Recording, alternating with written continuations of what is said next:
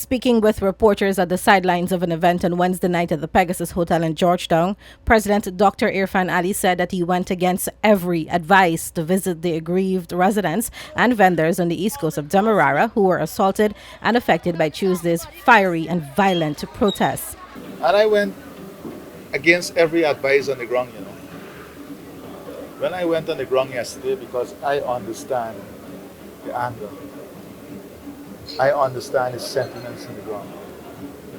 And as the leader of this country, whether they had to take the anger out somewhere, I was willing to be that person. I was willing to be, for a better term, an object on the ground, because I didn't know what would have been the reaction. But that is what leadership is. I could have taken all the advice and go at a later stage.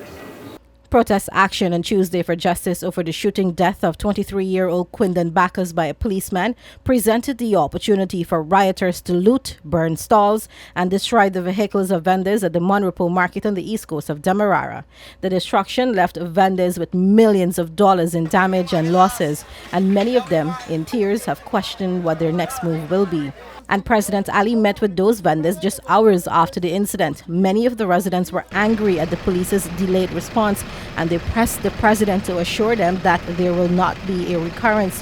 When questioned whether any explanations were offered for the late response by the joint services, the president said that the police approached the situation based on the intelligence gathered. He reasoned that the situation could have escalated if the joint services had moved in on the protesters earlier. The police were on the ground. And I'm not making excuse for the police. The police work based on intelligence they have. They work based on information they have. The police design their approach to any situation based on intelligence and based on information they have.